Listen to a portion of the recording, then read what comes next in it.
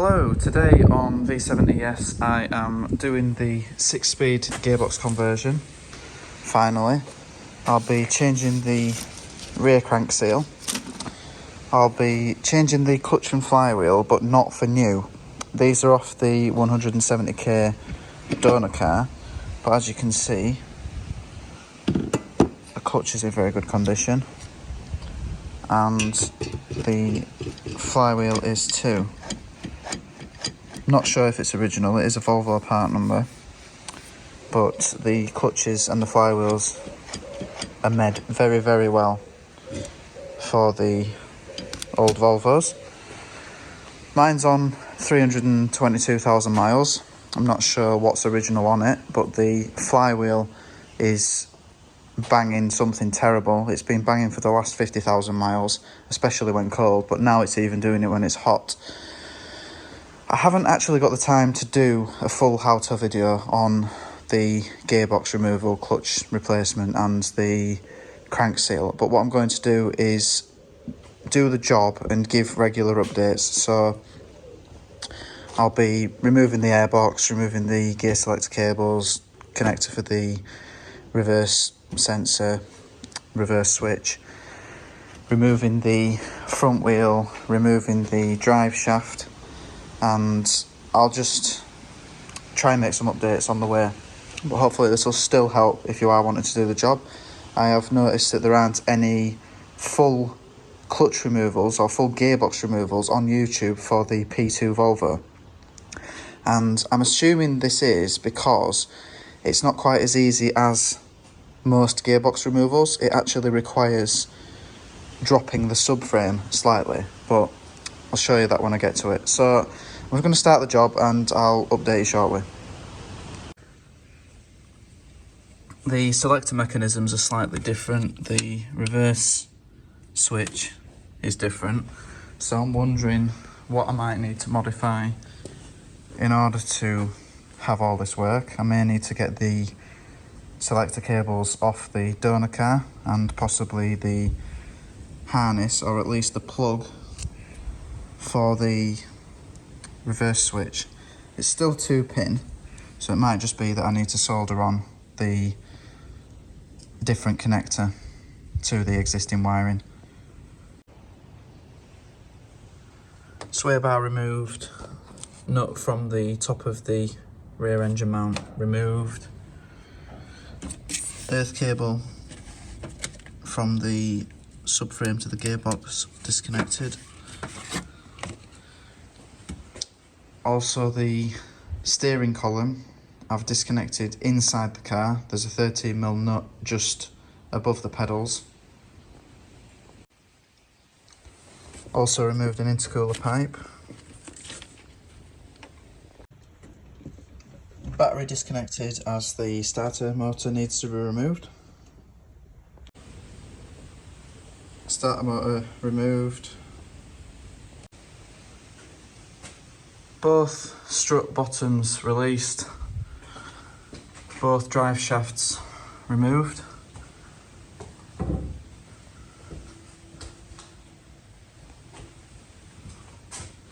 I've removed the nuts for the steering rack.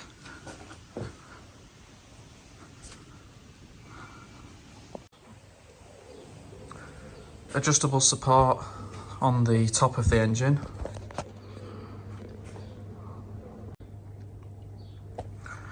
Subframe bolts loosened by 5 turns on the right hand side, front and back. Bolts removed completely on the left hand side, but not before supporting the subframe with a transmission jack. Subframe supported, drop link disconnected at the bottom.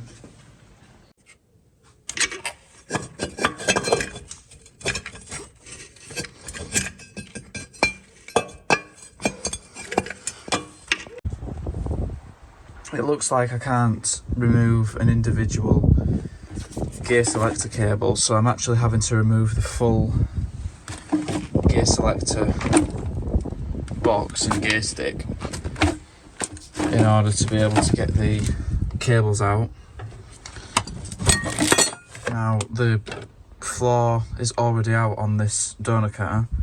I don't know how difficult I'm going to find it to do it on the V70 that isn't in bits, because the hole where it comes through the bulkhead is under the carpet and the selector cables go underneath the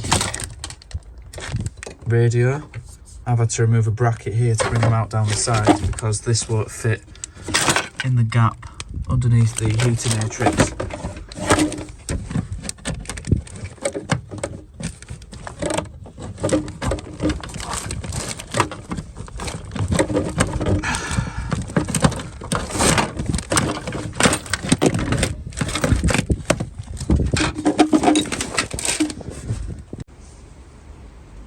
This is the cable going to the reverse sensor, reverse light switch. So I'm just going to chop this off to solder into the existing harness on my car. Had to take the front and rear engine mounts off as the bolts, that bolt there was concealed by the mount, got one above it. And on the rear, we couldn't get the gearbox mount out without removing the bottom engine mount.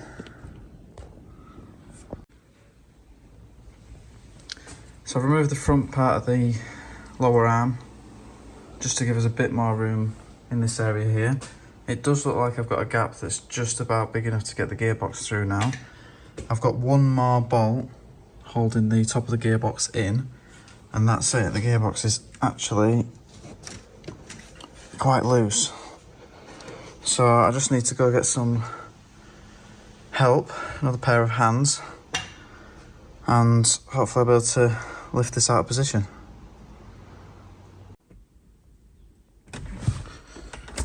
So I'm hoping I'll be able to remove this without removing the centre console. Hoping it'll just squeeze through that hole, and hopefully I'll be able to remove everything else without fully removing the carpet. Not exactly sure how, whether I'll be able to get the cables past these area here. Might have to pull them through under here once they're past the matrix. I'll have a go. Old gearbox finally removed. Hub carrier, hub assembly just held slightly out of the way, supporting itself so it's not putting too much pressure on the brake hose or the ABS sensor. So now I get to remove the clutch and flywheel and see what state a possibly 322,000 mile clutch is in. But as you can see, I can't stay still. That's the flywheel, absolutely knackered. And that's why it rattles so bad, even when it's warm now. So I'm going to get this off, get to have a good look at the friction plate, see what it looks like. I'm pretty sure I was in two minds as to whether the oil that was leaking out was the crank seal or the drive shaft seal. And after looking inside the gearbox, it's looking like it has to be the crank seal. So that's good news, to be honest, because obviously I'm changing it, so I'm glad I'll be able to stop this leak. Glad I'll be able to get this flywheel not banging about all the time. So I'll take this off and let's have a look. Looks like I spoke too soon about the 300k clutch. This is the clutch I've just removed from V70, yes. It is an LUK, which is the original equipment manufacturer, but it's not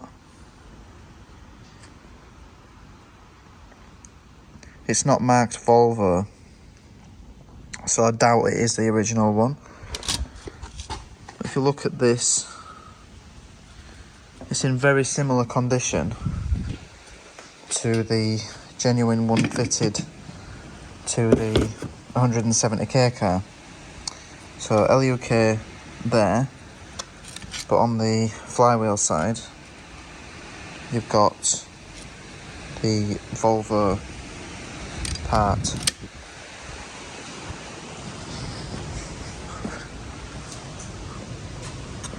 And same with the Flywheel. So nothing LUK, but no Volvo. So this may have been done before I got the car. The car was on 232,000 miles when I got it. So yeah, there's every chance it was already done. As you can see, a fair bit of play in the Flywheel, but it's that play there that will have caused all the racket. There are ways to measure this play properly, and obviously there's an acceptable level, but I don't need to measure it. I've got a replacement to fit, and this is definitely not going to go back on the car. So I need to remove the spline bolts, and then I'll be able to change the crank seal and see if it is definitely leaking as bad as it looks like. I've removed the M12 bolts from the Flywheel, and this is the state of them. So that crank seal must be absolutely spewing oil out. I'm very, very lucky it hasn't ended up contaminating the clutch surface. So Flywheel removed. This is the state of the block. Get this seal replaced. And this is the back of the Flywheel. Absolutely black. Don't know how many years it's been doing this, but it'll be a long time. It'll be a long time it's spewing that oil out. Gonna give the block a good clean with degreaser before changing the crank seal.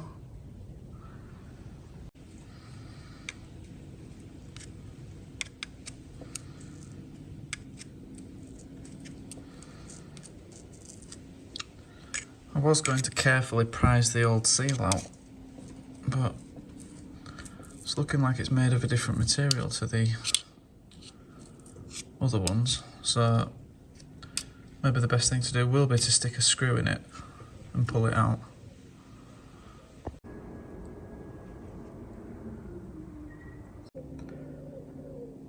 So this is the new donor clutch and Flywheel, and the only difference between the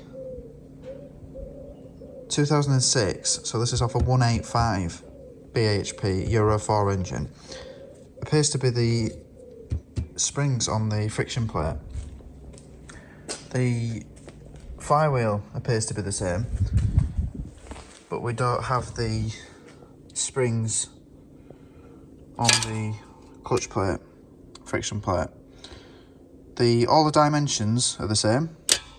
The shaft dimension is the same. Obviously, you know, the D5 engine didn't change all that much, so all the dimensions are exactly the same. It's just we've got the springs on the later friction plate. This is the old Flywheel.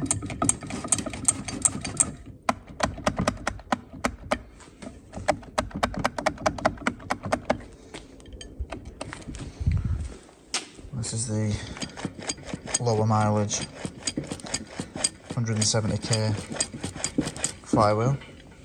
Possibly original, I'm not sure, but looking at the friction plate, I'm more than happy to put this on my car. and we haven't got the play that we had on the old dual mass flywheel. So I'm going to get this fitted and we'll get the new gearbox. New seal fitted, as clean as reasonably possible right now. So I'm ready to fit the new flywheel.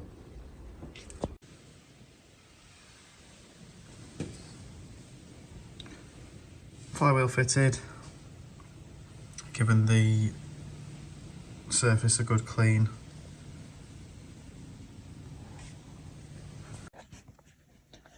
Unbelievable that I've managed to pull the gear selector cables through and they would fit, but a piece of the wiring harness goes between the two cables that can't be separated.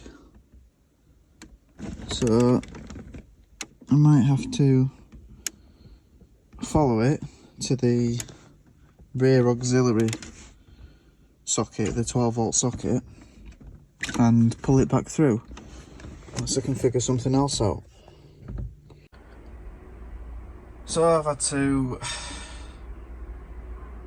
release the centre console, lift it up, disconnect the harness for the 12-volt socket, and I'm now going to have to pull it off the mounting clips down the side in order to pull it through, just to release the gear selector cables.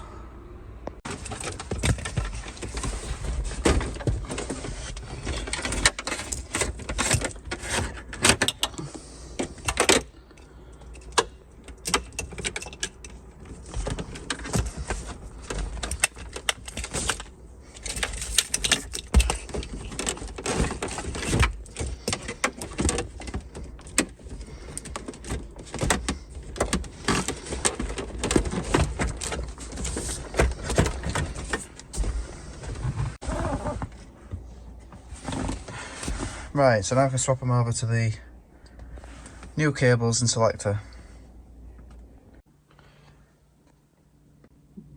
New one going in. Harness will need to go between the cables now. Nearly done. I'll fit the new slave cylinder. Looks like it's just an 8mm bolt, and disconnect this pipe. It's been a couple of days and I'm not entirely sure where I was with the job, but I've probably missed a few bits out. Got the clutch plate aligned as central as possible, got the new gearbox fitted. Obviously, two-man job, very heavy, quite difficult, but it's in position, all the bolts are tight. I'm just refitting the mounts, front and rear, jacking up the chassis again, and raising the engine so I can start putting everything back as it should be. Earth lead, got a boost pipe on the back of the engine to put back on. Got the exhaust mounting bracket to refit, and all the bolts to put back in the steering rack. Now I've got the subframe reattached to the car, the engine's fully up. I'm going to quickly swap the transmission oil. So it takes 2 litres or 2.1 litres. The reason I'm changing it is because I pressure washed the gearbox, degreased and pressure washed the gearbox, which is why it's so clean while it was out of the car. And obviously while it's being transported, it's been losing fluid. So obviously I need to replace that fluid, and the fluid that's in there might be contaminated by the water Obviously I didn't spray it directly into the gearbox, but you can't guarantee that water didn't get in there. So that's the fill plug, 24mm, and that's the drain plug, also 24mm. This is the new fluid. You'll have to check which fluid goes in which gearbox, because the old gearbox, they said it was 75 W80, and for the new gearbox they said it's 75W, which doesn't have an 80 afterwards, which I don't fully understand the weights and the specific oil types, but this is the one that I'm putting in.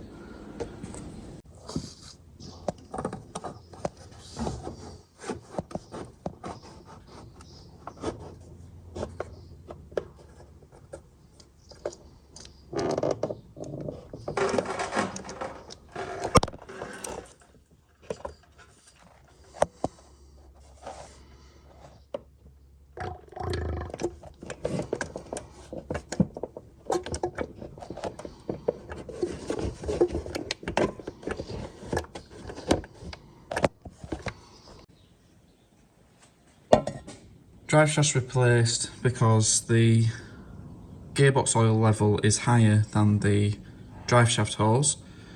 The bottles were a little bit awkward for getting the oil in, so I'm glad that I had one of these on hand. Helped me get the extra litre in there, pretty much, that wouldn't go in because the drive shafts weren't fitted.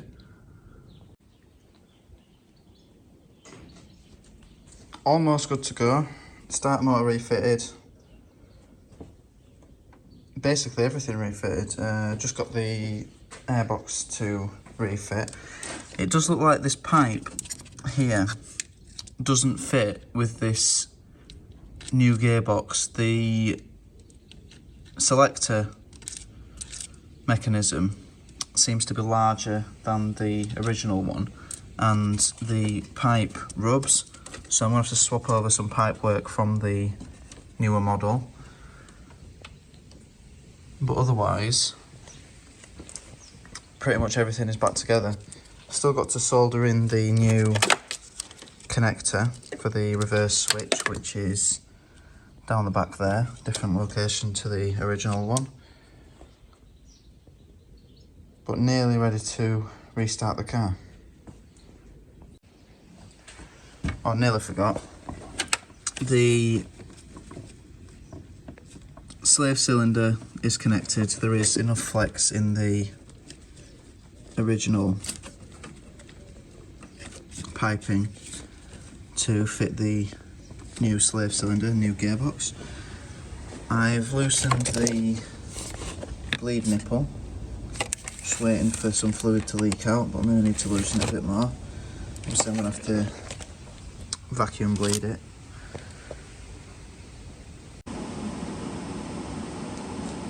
First start with the new clutch, gearbox, flywheel, everything.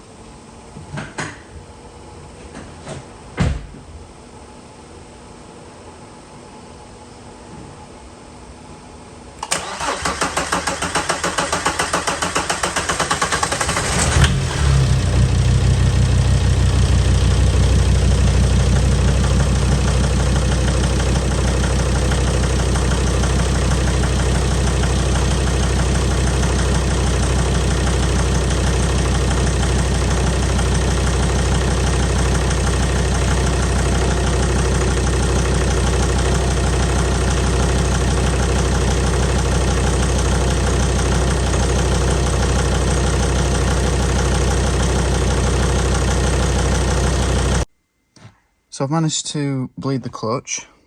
It's just gravity bled, so I didn't even need to vacuum bleed it or pressure bleed it, which is a good thing, but doesn't particularly make up for how difficult the job was. So I'm ready to engage a gear for the first time. Now, the car is struggling to start a little bit. I think it's to do with the intake pipes not being on properly. Obviously I need to go get the donor car's intake pipe to fit the airbox properly.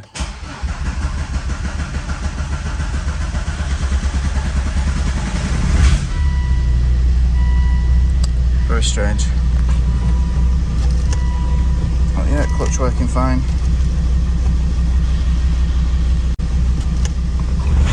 Oh, clutch it maybe needs a bit more bleeding, it's right at the bottom, but it is working.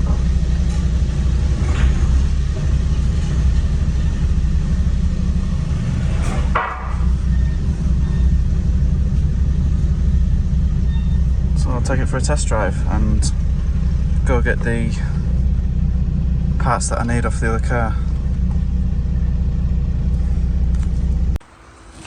Right, I've gone to try and fit this different pipe, and the profile is different, and it removes the need for this rubber part here, but this needs to go to a rubber join, whereas the rubber join is part of the hose. On this side it goes straight to the turbo. So I need this piece of rubber from the other turbo on the Euro 4 engine. There are actually a lot more differences than I thought. The angle of entry to the airbox is completely different on the Euro 4, so I may need to fit this as well in order to get everything to fit right. But this will also mean that I think the intake pipe, the pipe that actually goes to the front of the car, is the same. So problem I'm having is the car isn't starting. Ignore the low coolant, I will address that shortly. But what's happening is the car is just rocking about and not starting. But notice we've got no revs at all. It's not even, normally when you're cranking over, it'll be cranking to 200 RPM, but nothing is showing. And what I think the problem is, because once it's running, it will run, but it sounds a bit not right. Once it's running, it will stay running. And what I think the issue is, I think that the flywheel is very slightly different. And this is the cam sensor from the donor car, sorry, the crank sensor from the donor car. And I'm hoping that switching this over, as well as everything else that I've already had to switch over, will cause the problem to go away. Hopefully the air gap will be right and it'll run properly. But I've just got to get it started because I drove the car away from the workshop, so I need to try and get it started to get back there.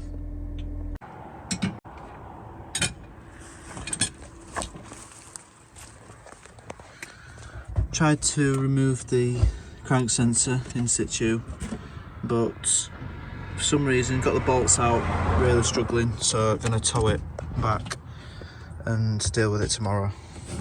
It's just getting too late now. So currently I think what's happened is I forgot to tighten the starter motor, and what I think it's done is rip off one of the teeth, or part of one of the teeth on the ring gear, which has then got dragged round, as you can see on the timing.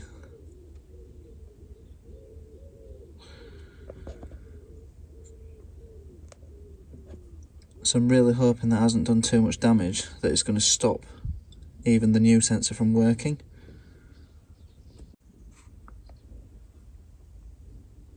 That's it. I've ripped a tooth off the ring gear by not tightening the starter motor.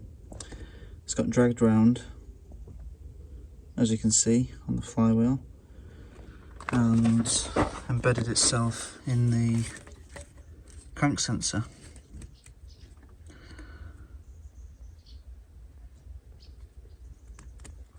So now it's just changing the crank sensor and hoping that it will still manage to get a good signal from the flywheel after this damage. Right, so where we're at now is the ring gear has stripped itself even more.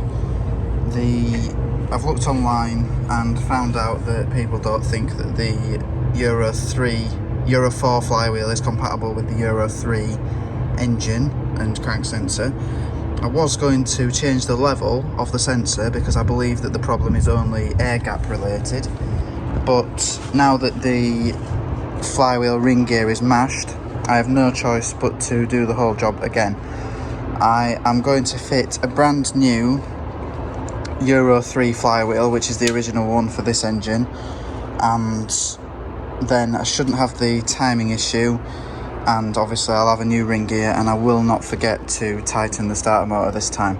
But that's the end of the job for now. I'm not going to record taking it out again. Hopefully the end of this video or an update thereafter will be the engine running fine. I have 2 days and it's already 2 in the afternoon, so 1.5 days to get this done before driving the car to Germany for a 1200 mile round trip. So yeah, I can only hope that this all goes right from now on. This is the brand new flywheel direct from Volvo compared to the Euro 4 flywheel, which I was going to try and use, and I can't see any difference. I thought there was going to be a significant difference with the spacing or the thickness of these, but there isn't. As you can see, these are the 2 teeth that I've sheared off the ring gear. Ring gear looks exactly the same, so I've no idea why it's not compatible. I'll have to find out somehow.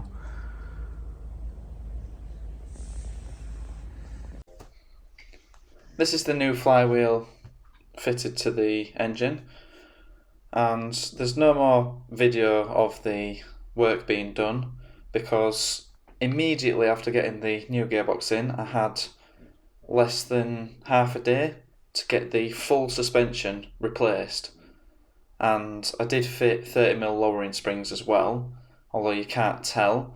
I'm so glad that I did the job before travelling because I found this broken spring on the rear. But less than 12 hours after getting the suspension done, I was on my way to Germany and I made it.